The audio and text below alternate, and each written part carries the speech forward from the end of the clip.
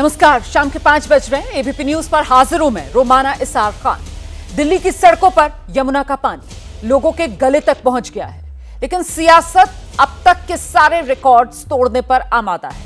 Hathnikund barrage से छोड़ा गया पानी जैसे जैसे बढ़ रहा था, देश की राजधानी में आम आदमी पार्टी और बीजेपी की वार पलटवार वाली राजनीति उतनी ही तेजी से होते लगा रही थी। लेकिन आज यह मामला और ज्यादा गंभीर हो गया है, क्योंकि आम आदमी पार्टी के तिमारपुर से विधायक हैं दिलीप पांडे। उन्होंने बीजेपी पर साजिश रचने का आरोप लगा दिया।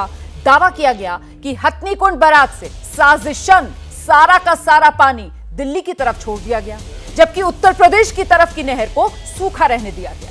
आम आदमी पार्टी के सांसद संजय सिंह ने भी यही आरोप दोहरा दिए।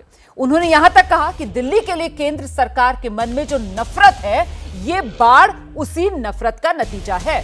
इस बाढ़ और आपदा को प्रायोजित बताया जा रहा है आम आदमी पार्टी की तरफ से। इसी तरह दिल्ली जल बोर्ड के चेयरमैन और दिल्ली सरकार के मंत्री हैं सौरभ भारद्वाज। उन्होंने अफसरों पर सवाल उठाए। उनका दावा, रात के वक्त जब अफसरों को आदेश दिया गया तो उस आदेश को अफसरों ने मानने से इनकार कर दिया, जबकि सुबह उपराज्यपाल के आदेश के बाद अफसरों ने फिर काम शुरू किया।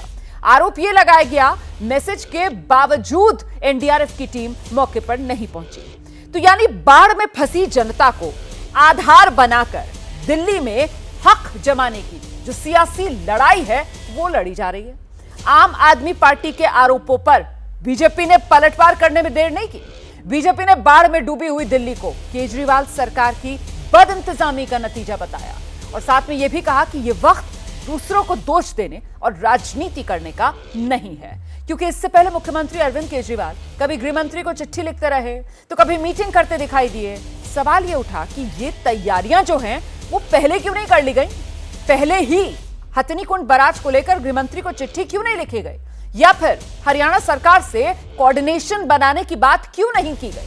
खैर, सियासी आरोप प्रत्यारोप के बीच आज मुख्यमंत्री और उपराज्यपाल एक साथ बाढ़ प्रभावित इलाकों का मुआयना करने निकले, लेकिन निरीक्षण के बाद भी झगड़े की एक नई तस्वीर सामने आ गई। जिस वक्त एलजी वीके सक्सेना मीडिया से बात कर रहे थे, तभी मंत्री सौरभ भारद्वाज ने उन्हें बीच में टोक दिया। एनडीआरएफ की तैनाती को लेकर सवाल पूछा। यानी दिल्ली की जनता बेहाल है और राजनीति है कि खत्म होने का नाम नहीं ले रही। सवाल है, दिल्ली के गले तक पानी किसने डुबोई राजधानी? और उससे भी बड़ा सवाल, जब दिल्ली डूब रही है तब इतनी सियासत आखिर क्यों हो रही? इन्हीं मुद्दों को लेकर करेंगे चर्चा। पहले वार पलटवार।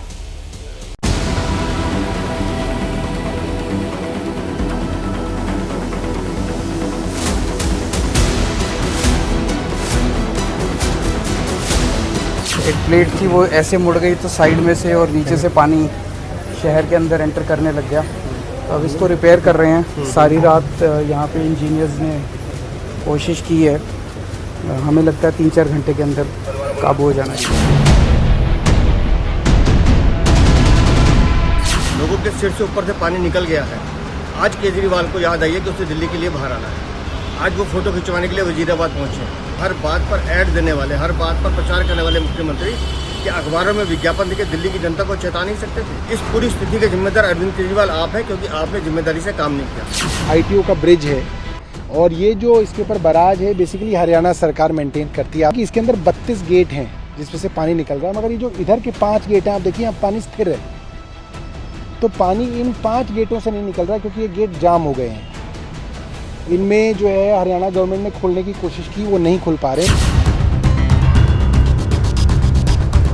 ये समय नहीं है कि हम किसी के ऊपर ब्लेम करें या कुछ और टिप्पणी करें। इस वक्त हमें टीम वर्क करने की जरूरत है। कहने के लिए मैं भी बहुत सारी चीजें कह सकता हूं, लेकिन उसकी जरूरत नहीं है। सबसे पहले तो बहुत दुख की बात है कि ऐसी आपातकाल स्थिति में भी भारतीय जनता पार्टी को सिर्फ राजनीति करने का समय मिल रहा है। जो आज सारा पानी दिल्ली में है, ये हरियाणा की हथनीकुंड बैराज से बहते हुए यमुना में आया है। तो मुझे उम्मीद है कि अगले 12 घंटे में स्थिति सुधरनी चाहिए।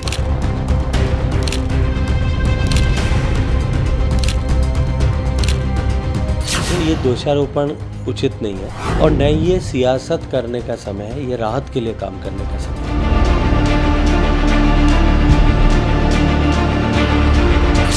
वो गलत बोल रहे हैं, बिल्कुल झूठ बोल रहे हैं। झूठ की राजनीति करना ही उनके मन में रहता है, उनकी बुनियाद में है और उनके संस्कार में काम है। इस समय झूठ की राजनीति करनी चाहिए। एनडीआरएफ को 15 टीम लगी, और जरूरत होगी और लगाएंगे। वो मुख्यमंत्री हों या एलजी हों, जब साथ मिलकर एक समन्वय बनाने की आवश्यकता थी तब इन्होंने किया नहीं, एक दूसरे को नीचा दिखाते रहे। आज जब परेशानी इतनी आगे आ गई है, आप कह रहे हैं साथ नहीं मिलने की जरूरत है। आज से 3 दिन पहले मुख्यमंत्री ने ऑन रिकॉर्ड कहा कि बाढ़ की कोई आशंका ही नहीं है दिल्ली में। क्या हुआ था? क्या उन्हें मालूम नहीं था?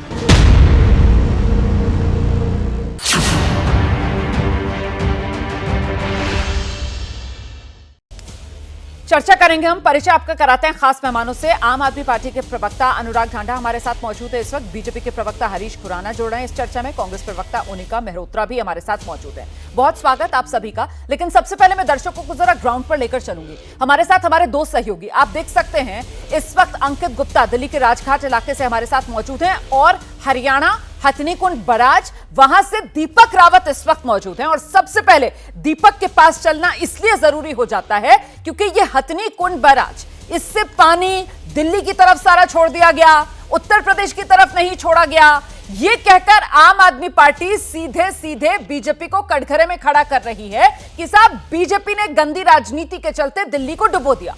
आप हथनीकुंड बराज पर मौजूद हैं, तस्वीर दिखाइए और स्थिति समझाइए दर्शकों को। दीपक। देखिए रोमाना, तस्वीर आपको सीधे दिखा देते हैं। ये हथनीकुंड बैराज की तस्वीरें हैं। पहले ये समझ लीजिए कि ये बैराज है, ये कोई डैम नहीं है जो यहाँ पर पानी को रोका जाना है। बैराज से पानी को समय समय पर रिलीज करना बहुत जरूरी होता है और यही कोशिश यहाँ से की जाती है। 2 कैनाल यहाँ से निकलती है, एक ईस्टर्न एक वेस्टर्न। वेस्टर्न हरियाणा और दिल्ली को पानी देता है और ईस्टर्न जो है वो यूपी की तरफ जाता है। ये जो आपको दिख रहा है ये ईस्टर्न कैनाल का जो ये रास्ता है वो खोला गया है और इसे आज खोला गया है। आज इसलिए खोला गया है इसे कि ये बताया गया है जो हरियाणा प्रशासन है उसकी तरफ से, कि मैं आपको तस्वीरें भी दिखाऊंगा वो दूसरी तरफ की जहां से ये पानी जा रहा है। जो दिल्ली सरकार कह रही है कि पानी नहीं जा रहा है, पानी बंद कर दिया है, वो पानी कैसे जा रहा है मैं आपको तस्वीरों के जरिए दिखाता हूं। हालांकि ये पिछले दिनों इसलिए बंद था क्योंकि इस कैनाल में मरम्मत का काम चल रहा था और इनका ये कहना है, हथनीकुंड बैराज पर जो प्रशासन है, जो इंचार्ज है, उनसे जब हमारी बात हुई उनका ये कहना था कि हम पानी कैनाल में तभी छोड़ते हैं जब स्टेट डिमांड करता है, जब दिल्ली डिमांड करेगा या फिर यूपी डिमांड करेगा उसी हिसाब से छोड़ा जाता है। तो ये जो पानी आप जाता हुआ देख रहे हैं ये यूपी के लिए पानी जा रहा है, ये ईस्टर्न कैनाल का पानी है। तो अब इसको इसलिए खोला गया और बंद इसलिए किया गया। रुकिए दीपक रावत, रुकिए दीपक रावत, फिर से जरा दर्शकों को क्लियर कीजिए। आप ये बता रहे हैं हथनीकुंड बैराज जहां पर से पानी के निकलने के 2 रास्ते हैं। एक रास्ता जो दिल्ली की तरफ पानी को लेकर जाता है, दूसरा रास्ता जो यूपी की तरफ सहारनपुर साइड पश्चिमी उत्तर प्रदेश वहां इस पानी को लेकर जाता है। आप ये कह रहे हैं कि अभी तक हथनीकुंड बैराज, क्योंकि वो बैराज है, रिजर्वोयर नहीं है, वहां पर पीछे पानी को रोक कर नहीं रख सकते हैं। इसीलिए अगर एक तय लेवल से पानी बढ़ने लगता है तो फिर हथनीकुंड बैराज में पानी रोका नहीं जा सकता है, गेट उसका खोलना ही पड़ेगा। आप ये बता रहे हैं कि अभी तक सिर्फ दिल्ली की तरफ वाले जो हथनीकुंड बैराज के गेट हैं वो खोले हुए थे क्योंकि यूपी की तरफ वाला जो गेट है वहां मरम्मत का काम चल रहा था और आज यूपी की तरफ पानी निकासी का गेट आज खोला गया है। ये अपडेट आप दे रहे हैं दीपक। देखिए रोमाना, यहाँ पे थोड़ा और समझने की कोशिश करनी पड़ेगी। यहाँ पर दरअसल 2 रास्ते ईस्टर्न और वेस्टर्न, मैंने कैनाल आपको बताया, वो 2 कैनाल जरूर हैं, लेकिन एक मेन गेट है जो खुलता है यमुना की तरफ में। वो भी आपको तस्वीरों के जरिए दिखाता हूँ कि यमुना में जो पूरा सीधा पानी छोड़ा जाता है वो ये बड़ा गेट है जिसमें 18 गेट बने हुए हैं। ये जो गेट छोड़े जाते हैं ये सीधा यमुना में जाता है और ये पानी सीधा दिल्ली जाता है। ज्यादातर पानी यमुना में इसी गेट से जाता है और इसे नहीं रोक सकते हैं, इसे रोकना बहुत मुश्किल है। तो दिल्ली में जो बाढ़ के हालात बने हैं वो दरअसल इसी के जरिए बने हैं जो यमुना में सीधा छोड़ा जा रहा है। लेकिन जो दिल्ली सरकार कह रही है, इसीलिए मैं आपको बता रहा हूं कि 2 कैनाल हैं, 2 कैनाल में से एक कैनाल में पानी नहीं जा रहा था जो कि यूपी की तरफ जाता है, पीने का पानी जाता है, उसे इसलिए रोका गया था क्योंकि वहां पर मरम्मत का काम चल रहा था, इसलिए खोल दिया गया। हालांकि दिल्ली की कैनाल का पानी भी कल ही खोला गया है, उसको भी कल ही खोला गया है, उसमें पीने का पानी जाता है। लेकिन समझना यहां पर यह जरूरी है कि ये जो मेन गेट है जिसमें 18 गेट बने हुए हैं, इसको तो खोलना ही होगा। ये यमुना में पानी जाता है, अगर इसे नहीं खोलेंगे तो ये बराज के ऊपर से पानी निकल जाएगा। यहां पर 1 लाख क्यूसेक के आसपास से ऊपर तक पानी पहुंच गया था जब हिमाचल की तरफ से पानी का बहाव तरीके से आपकी बात रख दी है। आप ये बता रहे हैं कि साहब वो गेट जिससे यमुना दिल्ली की तरफ पानी आया वो तो खोलना ही खोलना पड़ेगा। मेन गेट है वो, अगर उसको ना खोला जाए तो फिर शायद ये पानी का बहाव इतना तेज हो कि बराज को ही बहाकर ये इस तरफ दिल्ली की तरफ ले आता। बहुत शुक्रिया आपका इस अपडेट के लिए। मैं जल्दी से जरा दिल्ली में इस वक्त क्या स्थिति है ग्राउंड रिपोर्ट जानने के लिए अंकित के पास दर्शकों को लेकर चलती हूँ। अंकित, जहां आप खड़े हुए हैं वहां पर अभी अभी घुटनों तक पानी भरा हुआ है राजघाट इलाके में। रोमाना, घुटनों तक नहीं, यहाँ पर अगर मैं आगे बढ़ जाऊँ ना तो शायद आप मुझे देख भी नहीं पाएंगे क्योंकि 8 से 10 फुट पानी है और ये राजघाट की बात है। लेकिन अगर आप आगे बढ़ेंगे ना, जहाँ पर अटल जी का समाधि स्थल है वहां तक पहुंचेंगे तो वहां पर तो जो है कहा यह जा रहा है कि 12 से 14 फुट तक पानी है और लोग उधर जाने से भी अब कतरा रहे हैं। यहाँ पर तो फिर भी जो है कई लोग आ रहे हैं और एक तरीके से लोगों के सामने जो मुश्किलें हैं उसमें कई लोग तमाशबीन भी बने हुए हैं। ये यहाँ की तस्वीर है। लेकिन रोमाना, एक जानकारी और साझा करना चाहूंगा जो हथनी कुंड के बारे में आपने कही थी 30 सेकंड में। देखिए, जब अभी 4 दिन पहले जब मैं वहां पर मौजूद था तो वहां जानकारी यह दी गई कि हथनी कुंड जो बैराज है यहां से जो पानी छोड़ा जा रहा है जैसे ही 1 लाख क्यूसेक से ज्यादा होता है वो पूरा नदी में जाएगा। कैनाल में वो पानी नहीं जाता है क्योंकि कैनाल की एक अपनी कैपेसिटी होती है। यमुना नदी है, नदी में वो पानी जाएगा और इसी वजह से वो पानी छोड़ा जा रहा है। और क्लियर कर दिया ये पूरा मामला, आपने और क्लियर कर दिया ये पूरा मामला। बहुत शुक्रिया अंकित गुप्ता आपका भी। मुझे लगता है आप खास मेहमानों का रुख कर लेते हैं और एक और खास मेहमान जिनका परिचय हम अब आपसे करवा रहे हैं। आप देख सकते हैं दिल्ली सरकार के मंत्री हैं सौरभ भारद्वाज जी, इस वक्त एबीपी न्यूज पर हमारे साथ मौजूद हैं। सौरभ जी, बहुत धन्यवाद इस मुश्किल वक्त में एबीपी न्यूज के लिए समय निकालने के लिए, तब जबकि आप खुद ग्राउंड पर मौजूद हैं और खुद पूरी सिचुएशन को कंट्रोल कर रहे हैं। वहां पर अपने हाथ में आपने कमांड ले रखी है। लेकिन सर, मेरा सवाल आपसे यह है कि यह नौबत आई क्यों?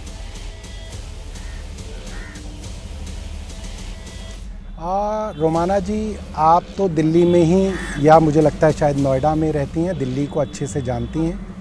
आप ये बात जानती हैं, आपके सारे रिपोर्टर से जानते हैं कि दिल्ली में पिछले 5 दिनों से बारिश नहीं हुई। दिल्ली में 8 तारीख को बारिश हुई थी 157 या 153 mm और 9 तारीख को शाम को थोड़ी देर बारिश हुई। 10, 11, 12, 13, 14 बारिश नहीं हुई। मगर पिछले 5 दिनों में लगातार यमुना के लेवल्स बढ़ रहे हैं। ये बात सब लोग, हम लोग जानते हैं, समझते हैं। क्योंकि दिल्ली के पानी से ये लेवल्स नहीं बढ़ रहे हैं, ये पानी इसलिए बढ़ रहा है क्योंकि नॉर्दर्न इंडिया के बड़े इलाकों में, ख़ास तौर पे हरियाणा में, कुछ उत्तराखंड या हिमाचल के हिस्सों में बहुत पानी की वर्षा हुई और काफ़ी उनके यहाँ नुकसान भी हुआ। उस कारण हथनी कुंड बैराज जो दिल्ली से करीब 228 किलोमीटर दूर है, वहाँ से लगातार जो है रेगुलेटर से पानी छोड़ा जा रहा है। अब जब वहाँ से पानी छोड़ा जाता है तो हमें अनुमान होता है कि वहाँ से 3 लाख क्यूसेक पानी छोड़ा तो यहाँ 48 घंटे में वो 3 लाख क्यूसेक पानी पहुँचता है, क्योंकि वही एक रास्ता है जहाँ से यहाँ पानी आएगा। तो अब वो पानी इस मात्रा में छोड़ा गया कि वो यमुना में यहाँ पे उसके लेवल्स इंक्रीज होने थे।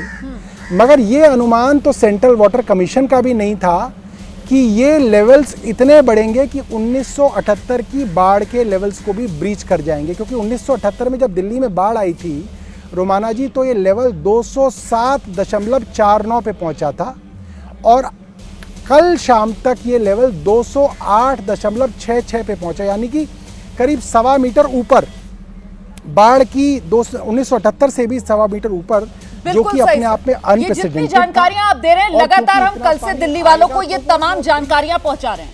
मेरा सवाल सर इससे आगे है, ये तो पता था आपको, 3 दिन पहले से ही आपको पता था कि ऐसा होने वाला है। पीछे हथनी कुंड बैराज, उससे पानी छोड़ा जा रहा है। अब आम आदमी पार्टी को लेकर जो कटघरे में खड़ा किया जा रहा है वो इस बात को लेकर कि साहब आपने इंफ्रास्ट्रक्चर पर दिल्ली के ध्यान नहीं दिया, आपने वक्त रहते नालों की सफाई नहीं करवाई, आपने वक्त रहते डीसिल्टिंग का काम नहीं करवाया।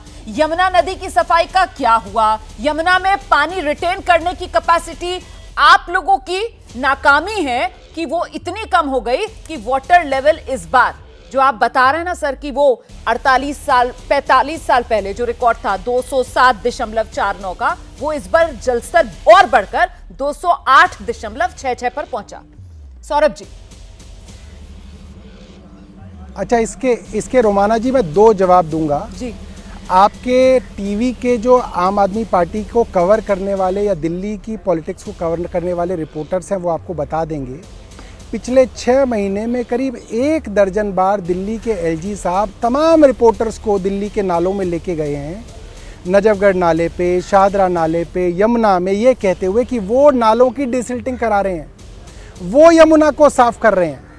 अब अगर एलजी साहब खुद ही अपना ढोल बजा रहे थे कि वो सब कुछ करा रहे हैं, तो सवाल तो एलजी साहब से होना चाहिए कि भाई आप ही तो कह रहे थे कि आप डिसिल्टिंग करा रहे हैं और अब आप ही कह रहे हैं कि डिसिल्टिंग नहीं हुई। तो ये दोनों चीज़ें तो एक बार में सच नहीं हो सकती। अब दूसरी बात ये है रोमाना जी, ये जो नदी के अंदर पानी छोड़ा जाएगा उसका नालों की डिसिल्टिंग से कोई फर्क नहीं आएगा, क्योंकि वो पानी तो नदी में आना ही आना है। वो पानी जो है वो कहीं और गायब नहीं हो सकता। दिल्ली अगर हथनी कुंड से पानी छोड़ा गया तो वो दिल्ली के वजीराबाद पे पहुंचेगा, वजीराबाद से आईटीओ पहुंचेगा, आईटीओ से लोखला होते हुए नीचे यूपी पहुंचेगा। इसके अंदर कोई क्वेश्चन नहीं है कि आप क्या तैयारी कर लें कि वो पानी को आप रोक दें। और ये हिस्टोरिकल लेवल्स जो थे ये कभी ब्रीच नहीं हुए रोमाना जी पिछले 40 साल में। तो 40 साल में जो लेवल्स ब्रीच नहीं हुए, ये कोई भी नहीं समझ सकता था कि इतनी बाढ़ वाली स्थिति आएगी। मगर मैं अपने जो है दिल्ली वालों को और जो हमारे इंजीनियरिंग स्टाफ है उनका बहुत धन्यवाद दूंगा रोमाना जी। पिछले 3 दिनों से वो दिन रात हमारा इंजीनियरिंग स्टाफ जो है वो काम कर रहा है। जहाँ जहाँ पे भी ब्रीचेस हो रहे हैं उनको रीइंफोर्स कर रहे हैं, हम बंड्स बना रहे हैं। जहाँ जहाँ पे भी पता चलता है कि पानी भर रहा है तो हम लोगों को रेस्क्यू करके इवैक्यूएट कर रहे हैं, उनके रहने खाने का, दवा का इंतज़ाम कर रहे हैं। और मुझे लगता है अब ये पानी रिसीड हो रहा है रोमाना जी। तो अब ये क्योंकि रिसीड हो रहा है तो अब स्थिति दिन पर दिन जो है बेहतर होती चली जाएगी। सर, दिल्ली के लोगों को आपकी बातें सुनकर बहुत हिम्मत बढ़ रही होगी सर। इन जानकारियों से दिल्ली वालों की हिम्मत बढ़ रही होगी। और मैं तो खुद दिल्ली में रहती हूँ सर, वाकई में 24/7 एक्शन मोड में जिस तरीके से दिल्ली सरकार के मंत्री सौरभ भारद्वाज हमें नजर आए, मुझे लगता है जरा वो रात वाली तस्वीरें भी हमें दिखानी चाहिए। सौरभ भारद्वाज किस तरीके से रात भर हमने देखा, खुद नजर बनाए हुए थे हालात पर, जहां जहां कमी पेशी है उसको पूरा करते हुए सौरभ भारद्वाज नजर आ रहे थे। और अभी भी जहां पर एक्शन की जरूरत है वहीं पर सौरभ भारद्वाज मौजूद हैं और खुद अपनी निगरानी में सब काम करवा रहे हैं। लेकिन सौरभ जी, सवाल यह कि दिल्ली वालों को अच्छा नहीं लगता है सर जब मीडिया के सामने एक आर पार देखने के लिए मिलती है। मतलब मुश्किल में दिल्ली है, ये सबको नजर आ रहा है, बात दिल्ली के हित की होनी चाहिए, लेकिन एक राजनीतिक तू मैं शुरू हो जाती है सर। हमने देखा वो वीडियो जब आपकी तरफ से उपराज्यपाल जी से कहा जा रहा था कि सर अगर वक्त रहते एनडीआरएफ की टीम आ जाती, तो फौरन उनकी तरफ से कहा गया गिना तो मैं भी बहुत कुछ सकता हूं, लेकिन ये मौका राजनीति करने का। सौरभ जी। रोमाना जी देखिए, मैंने तो बहुत शिष्टाचार से, आदर से ये बात एलजी साहब को बताई और ऐसा नहीं है कि कोई छुपा के बताई। उससे पहले चीफ सेक्रेटरी वहाँ पे थे, वहाँ भी मैंने ये बात कही। मैंने कहा कि एक व्हाट्सएप ग्रुप है जो फ्लड के लिए ही बनाया गया है, उसके अंदर मैं हूँ, आतिशी है और हमारे जो फ्लड कंट्रोल करने के जो बड़े अफसर हैं, चीफ सेक्रेटरी, डिविजनल कमिश्नर जो डिज़ास्टर के हेड हैं, डिज़ास्टर मैनेजमेंट के, फ्लड कंट्रोल के जो सेक्रेटरी, ये सारे लोग हैं। रात को ये खबर मिली 10 बजे के करीब कि ये पानी का जो रेगुलेटर है टूटा है और आपके चैनल और कई चैनल्स पे खबर भी आई रोमाना जी कि ये पानी अगर वापस गया तो ये सुप्रीम कोर्ट तक के अंदर जो है पानी भर देगा। हम लोग जो है इस चीज़ के लिए काफ़ी चिंतित थे। मैं वहाँ पे पहुँचा, हमने स्थिति का जायज़ा लिया। वहाँ पे करीब 150-200 लेबर मोबिलाइज थी, युद्ध स्तर पे काम चल रहा था, मगर वो एक कन्वेंशनल तरीके से हम कट्टों के अंदर मिट्टी को भर के जो है एक बंद बनाने की कोशिश कर रहे हैं। मैंने उस ग्रुप पे रात को 11:09 पे लिखा, अश्विनी जी हमें एनडीआरएफ को यहाँ पे बुलाना चाहिए। ऐसा नहीं कि एनडीआरएफ थी नहीं, एनडीआरएफ दिल्ली में मौजूद थी, उनकी 4 प्लाटून यहाँ पे मौजूद थी। तो मैंने कहा उनको बुला लीजिए, उनके पास नई तकनीक होती है, उनके पास टेक्नोलॉजी होती है, वो लोग बड़े बड़े डिजास्टर्स हैंडल करते हैं, वो मदद कर सकते हैं। तो जो हमारे अफसर थे उन्होंने कहा कि जी रहने दीजिए। फिर आतिशी ने कहा कि हमारे पास आर्मी की इंजीनियर्स रेजिमेंट है, हम उनको बुला लेते हैं, उनके पास तकनीक होगी। अफसरों ने वो बात भी नहीं मानी, अनसुनी कर दी। डीएम ने कहा कि सर मैं वहीं पे साइट पे मौजूद हूँ अपने अफसरों के साथ, वो व्हाट्सएप है। मैंने कहा आप नहीं मौजूद, क्योंकि मैं मौजूद हूँ वहाँ पे साइट पर। और सुबह सुबह मैंने ये कहा, जब एलजी साहब ने कहा कि देखिए, उन्होंने मीडिया से कहा कि देखिए एनडीआरएफ की टीम यहाँ पे है, आर्मी की टीम यहाँ पे है, तो मैंने ये कहा कि सर अगर रात को ये आ जाती तो इससे दिल्ली का थोड़ा फायदा हो जाता, सुप्रीम कोर्ट तक पानी ना पहुंचता। फिर जो है अफसरों ने कहा कि साहब एनडीआरएफ की तो जरूरत ही नहीं थी, अगर भाई जरूरत नहीं थी तो सुबह भी क्यों बुलाया? सही। अगर आर्मी की जरूरत ही नहीं थी तो सुबह भी उस जगह पे क्यों बुलाया? मेरा सिर्फ इतना कहना था और मैंने बड़े जो है शांति भाव से उनके आगे अपनी बात रखी। कहने का मकसद ये था कि आपातकाल में तो कम से कम अफसर जो है मंत्रियों की डायरेक्शंस मान लें।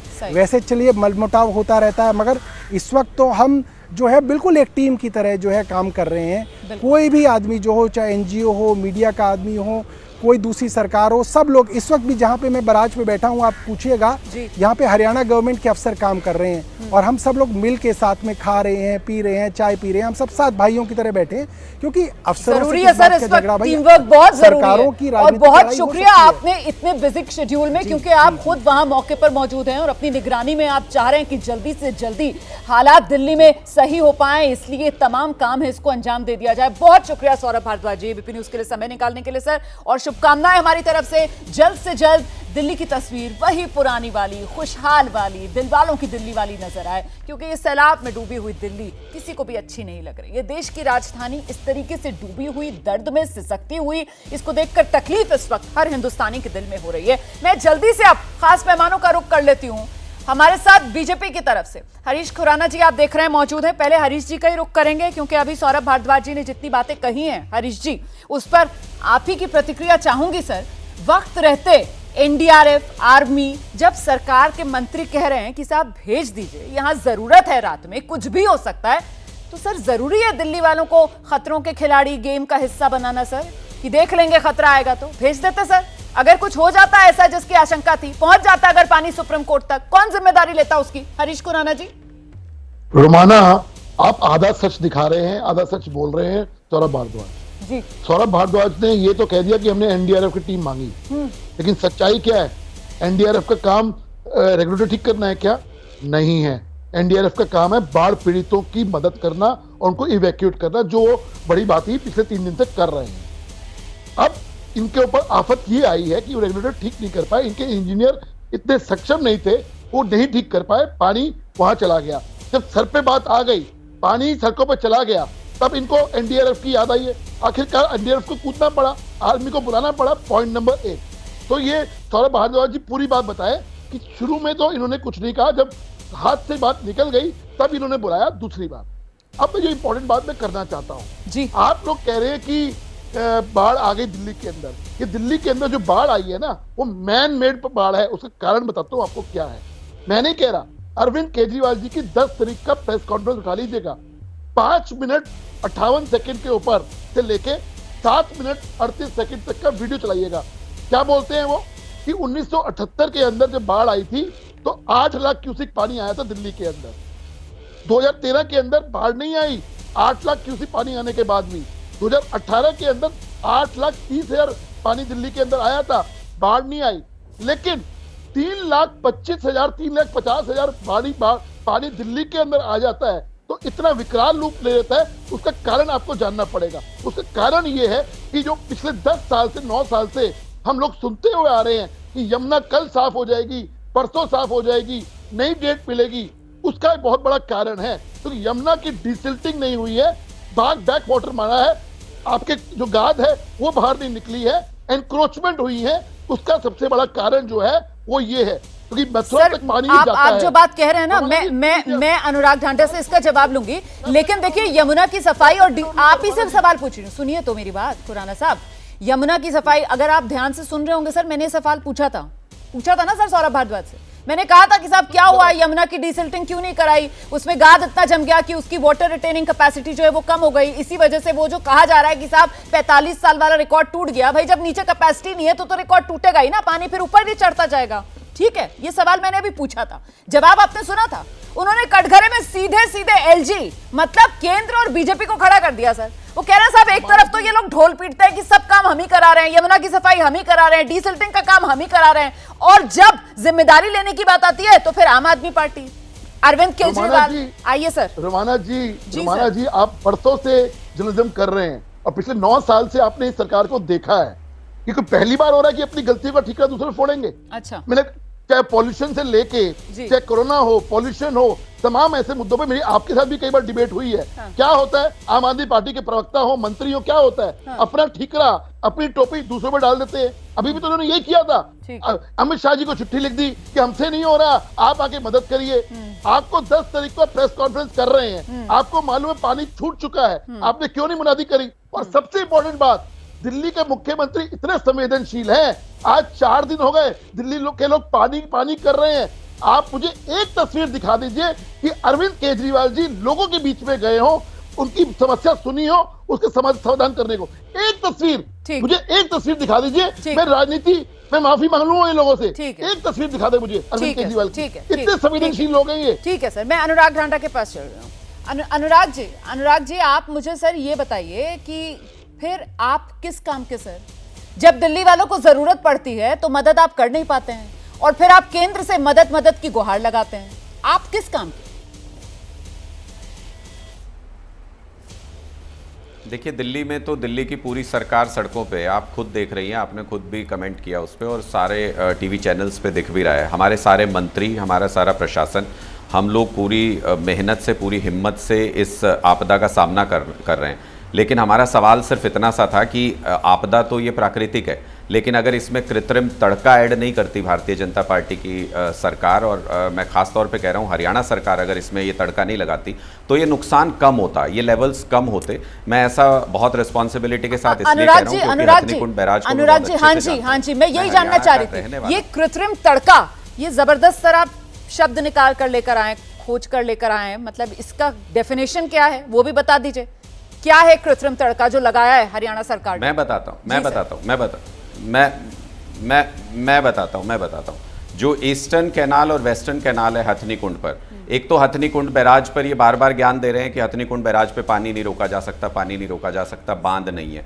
हथनीकुंड बैराज पे 1 लाख क्यूसेक तक की कैपेसिटी है, उतना पानी रोका जा सकता है, उसके ऊपर आता है तो रिलीज करना पड़ता है। जब हथनीकुंड बैराज से आप पानी रिलीज कर रहे हैं, सारा दिल्ली की तरफ छोड़ेंगे तो लेवल्स राइज होंगे ही होंगे। ईस्टर्न कैनाल में और वेस्टर्न कैनाल में अगर आप 50-50 हज़ार क्यूसेक पानी छोड़ देते तो आज के लेवल से 1 लाख क्यूसेक पानी कम आता दिल्ली की तरफ, और ये हैवक, ये जो सिचुएशन है ये नहीं बनती। इन्होंने टारगेट तो दिल्ली को किया था गंदी राजनीति के चलते, लेकिन मैं ये बताना चाहता हूं कि उसके चलते इन्होंने हरियाणा के भी, अपने ही प्रदेश के इतने इलाकों को, सोनीपत के आसपास, पानीपत के आसपास, घरौंडा के पास में यमुना का एक बंदा टूट गया, वहां पे इतने सारे गांवों को, हरियाणा के गांवों को भी डुबो दिया इन्होंने अपनी इस राजनीतिक साजिश के चलते। सर जो बात आप कह रहे हैं, आप जो बात कह रहे हैं, मतलब वो बड़ा आरोप है, वो बहुत बड़ा आरोप है जो इस वक्त आप बीजेपी पर लगा रहे हैं।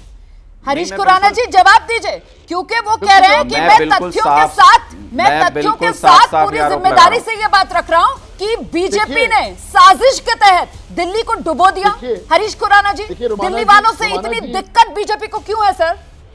देखिए, रोमाना जी पुराने मित्र हैं मेरे, अनुराग ढांडा जी पुराने जर्नलिस्ट रह चुके हैं, इनको तो एक सेंसेशन पैदा करने की आदत है, वो शायद अभी भी आम आदमी पार्टी में ही कर रहे हैं। सवाल ये उठता है कि अभी इन्होंने खुद कहा कि कैनाल है, अगर इनको वाटर मैनेजमेंट सिस्टम नहीं पता क्या होता है, कैनाल और रिवर का अंतर नहीं पता हो, तो इसमें मेरा कसूर नहीं है। 1 लाख से ऊपर अगर क्यूसेक पानी हो तो आप कैनाल में छोड़ ही नहीं सकते हैं, क्योंकि उसके साथ पत्थर आते हैं, उसके साथ बहुत बड़े बड़े लॉक्स आते हैं कि अगर वो आप छोड़ेंगे कैनाल के बांध टूट जाएंगे। इनको यही नहीं पता है कि अगर 50-60 हजार क्यूसेक पानी हो तभी वो कैनाल में छोड़ा जाता है। Point number 1। पॉइंट नंबर 2, 2 बातें इन्होंने नहीं बताई अभी तक। जब आप कह रहे अगर सारा पानी आ भी गया दिल्ली के अंदर, 3.5 लाख क्यूसेक की पानी आने के बाद बाढ़ क्यों आ गई, जबकि 2 साल पहले दिल्ली के अंदर 8 लाख क्यूसेक पानी आया था, तब बाढ़ नहीं आई थी? इसका जवाब नहीं दिया। और दूसरी बात इंपॉर्टेंट, और इन्होंने उसका जवाब भी नहीं दिया कि मैं पूछ रहा हूं, मुझे एक तस्वीर अनुराग ढांडा जी दिखा दें कि मुख्यमंत्री लोगों के बीच में जाते हुए, उनकी समस्या सुनते हुए, उनकी समस्या को सॉल्यूशन कर रहे हो। मुझे एक फोटो दिखा दे लोगों के बीच में। ना सर, लोगों के बीच में जो बात आप जाने की कह रहे हैं सर, तो ऐसे में मतलब फिर तो आप दूसरी तरफ से, आम आदमी पार्टी की तरफ से कहा जा सकता है कि साहब एलजी साहब गए थे यमुना बाजार इलाके में, उसके बाद वहां के जो लोग हैं सर वही मीडिया के सामने आकर कह रहे थे कि इन्होंने आकर यहाँ पर क्या किया, इन्होंने यहाँ पर आकर कोई हमारी कोई मदद तो की नहीं सर। अब सर ये क्या कंपटीशन है? अब यहाँ तस्वीरें चल रही हैं सर, उसमें नजर आ रहा है सर, दिल्ली सरकार के मंत्री नजर आ रहे हैं सर, मैं क्यों मुख्यमंत्री कौन? सर देखिए, मैं किसी को डिफेंड नहीं कर रही हूँ। लोगों की समस्या जानने के लिए चुना है ना सर। बात यह है कि मैं किसी को डिफेंड नहीं कर रही हूँ, लेकिन जो बात आप कह रहे हैं ऐसा नहीं है सर, ऐसा नहीं है। 2 दिन से हम दिखा रहे हैं टेलीविजन पर, दिल्ली सरकार के जो मंत्री हैं वो सड़क पर उतरे हुए हैं सर, आतिशी उतरी हुई हैं, वो यमुना नदी में नाव पर बैठकर सर वो जो निचले इलाके थे वहां घूम रही थी। मैंने ही दिखाया सर, तो मुझे कहना पड़ेगा ना, ये मैंने ही दिखाया। आप कह रहे हैं कि कोई उतरा हुआ नहीं है। सौरभ भारद्वाज उतरे हुए हैं सर, ये देखिए अरविंद केजरीवाल नजर आ रहे हैं वहां पर ग्राउंड पर, तस्वीरें हम दिखा रहे हैं। मैं एक सेकंड मैं जरा सा जल्दी से रुक कर लेती हूँ इस वक्त, बहुत देर से कांग्रेस की तरफ से ओनिका जी भी हमारे साथ मौजूद हैं, जरा उनका एक रिएक्शन ले लेते हैं। लोगों के बीच में नहीं कहते अनुराग जी, ना गलत बात नहीं। मैं जवाब ले लेती हूँ, मैं जवाब लेती हूँ आपकी बात का भी, ठीक है, मैं ले जाऊंगी आपका सवाल। काम है ओनिका जी के पास जाने दीजिए मुझे अभी। ओनिका जी प्लीज आप मुझे बताइए कि दिल्ली का ये हाल क्यों हुआ? ये नफरत के सैलाब ने दिल्ली को डुबोया या फिर ये लापरवाही की वजह से दिल्ली का ये हाल हुआ? अब तक समय है, राजनीति नहीं उनकी, दो राहें नहीं है, लेकिन जब उनिका जी दिक्कत आ रही है, आवाज में दिक्कत आ रही है। उनिका जी मैं दोबारा आती हूँ आपके पास, इसको ठीक करवा लेते हैं मैम, आपकी आवाज साफ नहीं आ रही है, उसको ठीक करा के मैं दोबारा आऊंगी आपके पास। तब तक जरा जल्दी से चलते हैं। जो सवाल बार बार हरीश खुराना जी उठा रहे हैं, अनुराग ढांडा जी, वो ये कह रहे हैं कि ठीक है ग्राउंड पर दिखना अलग बात है, लेकिन पीड़ित लोगों के बीच में जाना वो नजर नहीं आ रहा है उनको। वो कह रहे हैं बीजेपी के जो हमारे नेता हैं, हमारे सांसद हैं, विधायक हैं, मतलब वो जो कैंप लगे हुए हैं ना, जहां पर टेंटों में लोग रह रहे हैं, वो वहां नजर आ रहे हैं, उनको खाना देते हुए नजर आ रहे हैं, है ना हरीश जी? यही चाह रहे हैं ना कि ऐसी तस्वीरें नहीं आई आम आदमी पार्टी के नेताओं की तरफ से? आइए अनुराग जी, कोई अनुराग जी का जवाब ले लेते हैं हरीश जी, कोई बात नहीं हरीश जी, सुनिए ना, जवाब सुनिए। आइए अनुराग जी। देखिए, ये तो दिल्ली के लोग बहुत अच्छे तरीके से बता देंगे हरीश खुराना जी, घर में बैठ के ये बातें समझ में नहीं आती। आप भी बाहर निकलिए, सरकारी स्कूलों में सब जगह रिलीफ कैंप लगे हुए हैं, जहां जहां लगने चाहिए थे। सारे मंत्री सड़क पे हैं। मुख्यमंत्री जी ने खुद 3-4 दिन पहले खुद कंट्रोल ले लिया था, सारी सिचुएशन को अच्छे तरीके से देख भी रहे हैं, अपने मंत्रियों से 24 घंटे कॉन्टेक्ट में है, लगातार जो काम उनको करना है वो कर रहे हैं। आपकी तरह से आपके सांसद जो अभी 2 दिन पहले देखिए 1-1 हो गया, और वो मैं इसीलिए करवाना चाह रही थी ताकि अब बीच में आप लोग ना टोकें। पलट कर तो अब मेरे मन में ये आ रहा है कि आप दोनों से मैं कहूं कि फायदा क्या है इसका? आपके नेता, मंत्री, सांसद, विधायक सब सड़कों पर उतरे हुए हैं, लेकिन दिल्ली वालों की मुश्किलें तो कम नहीं हो रही है ना, दिल्ली तो डूबी हुई है ना। पलट कर दिल्ली वालों का ये गुस्सा झेलने के लिए भी तैयार रहिए नेताजी। बड़ी खबर इस बीच आ रही है दिल्ली से, मुकुंदपुर में दुखद खबर सामने आई। पानी में डूबने से 3 बच्चों की मौत हो गई और इन बच्चों की उम्र 12 से 15 साल के बीच की बताई जा रही है। दिल्ली का मुकुंदपुर इलाका, यहां पानी में डूबने से 3 बच्चों की मौत हो गई है, उम्र 12 से 15 साल बताई जा रही है। हम तस्वीरें लगातार आपको दिखा रहे हैं किस तरीके से दिल्ली डूबी हुई नजर आ रही है, और ऐसे में अब ये मौत की दुखद खबर जो दिल्ली से सामने आई है, मुकुंदपुर इलाके से ये खबर सामने आई है। हम सीधे रुक करते हैं, हमारे साथ खास मेहमान लगातार बने हुए हैं। अनुराग ढांडा जी, इस खबर पर क्या कहेंगे आपसे?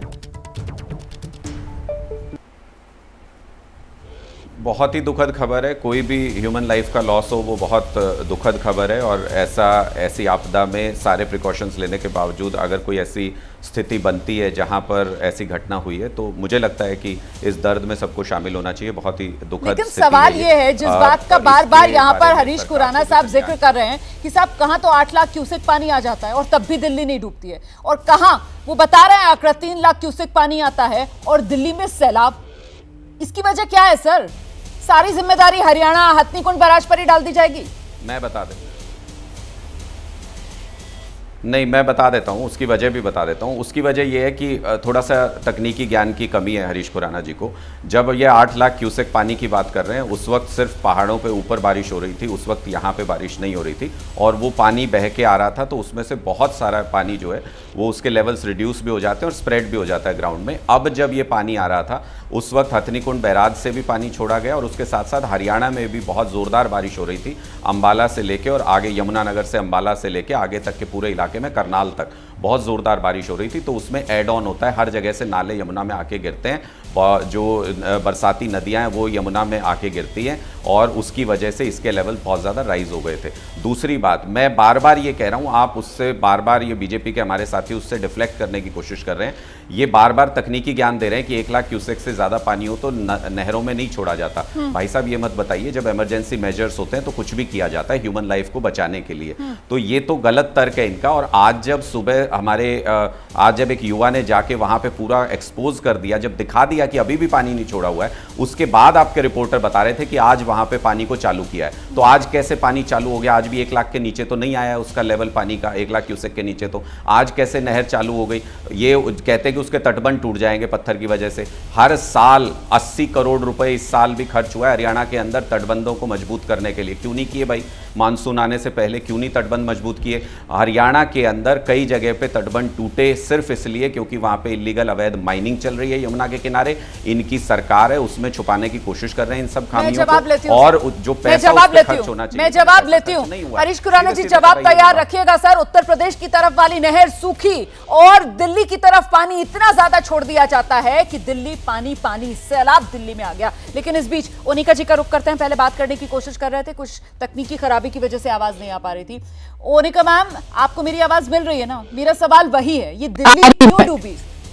जी, आप महिला है, बच्चे और आपकी रिपोर्ट ने bad day ma'am, bad day. फिर से दिक्कत आ रही है, फिर से दिक्कत आ रही है। आपकी आवाज सही नहीं आ पा रही है ma'am. I am so sorry. मुझे लगता है कुछ नेटवर्क इश्यू चल रहा है, इस वजह से आपकी बात हम तक नहीं पहुंच पा रही है। लेकिन इस बीच हरीश खुराना साहब आइए। यूपी की तरफ नहर सूखी छोड़ दी जाती है सर, और सारी मेहरबानी पानी वाली दिल्ली पर बरसा दी जाती है। साजिशन? एटलीस्ट आपसे निवेदन है कि आप इनके कुतर्कों में कम से कम आप तो मत आइए। अभी आपके लोगों ने ग्राउंड रिपोर्ट दिखाई है, अभी थोड़ी देर पहले 4 साढ़े 4 बजे आप लोगों का चैनल ही दिखा रहा था, और उसी के मैंने पॉइंट्स भी आप ही से नोट भी किए मैंने। सवाल ये उठता है, आप ही की रिपोर्ट थी हो, आप ही के एक्सपर्ट क्या कह रहे थे?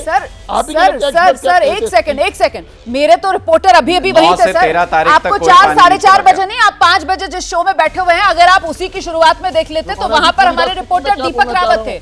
नहीं, मेरी बात सुन लीजिए सर। दीपक रावत सर, मेरा सवाल सुन लीजिए, आप ही से मेरा जवाब लेना है मुझे। दीपक रावत ने कहा कि आज खोला गया है, यूपी की तरफ वाली नहर के गेट आज खोले गए सर, ऐसा क्यों?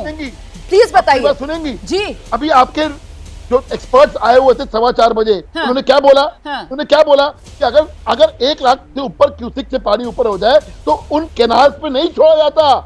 You should understand that thing. आपको टेक्निकल मालूम होना चाहिए सबको। ये लोग आम आदमी पार्टी वो नॉर्मल सर्कमस्टेंसेस में होता है, ऐसे आपदा के वक्त ये नियम कानून और तकनीक नहीं बताई जाती। एक सेकंड, आपने 4 साढ़े 4 बजे यहाँ हथनीकुंड बैराज के जो सुपरिटेंडेंट इंजीनियर हैं उनकी तरफ से जो बयान दिया था वो सुना या नहीं सुना हरीश खुराना साहब?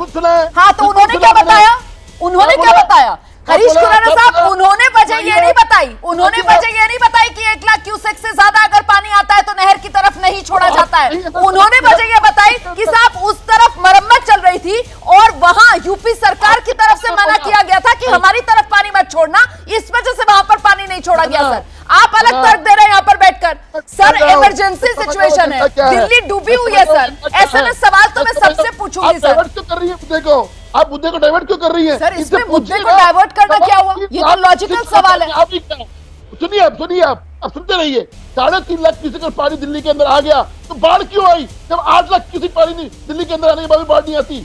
सवाल ये है कि हम 6800 करोड़ रुपए यमुना के अंदर इन लोगों ने खर्च कर मारे, उसके बावजूद यमुना साफ नहीं हो रही है, बाढ़ आ रही है, तो कसूर किसका है? उसके सवाल ही पूछे जाएंगे उनसे। क्या सवाल पूछिए आप उनसे कि यमुना की डिसिप्लिन क्यों नहीं हुई? अरे आप ये तो बता दीजिए बहुत शुक्रिया, बहुत शुक्रिया आप दोनों का मेरे साथ जुड़ने के लिए। मैं तो सर सबसे सवाल पूछूंगी, हर वो सवाल पूछूंगी जो आम आदमी के मन में होगा, क्योंकि ये आम आदमी के हित की बात है, ये दिल्ली के हित की बात है। इस वक्त दर्द में दिल्ली है, डूबी हुई दिल्ली है, और ऐसे में भले ही नेताओं को सवाल चुपते रहें, लेकिन हम तो सवाल पूछेंगे। दिल्ली डूब रही है और देखा आपने कैसे सियासत जो है वो खूब हो रही।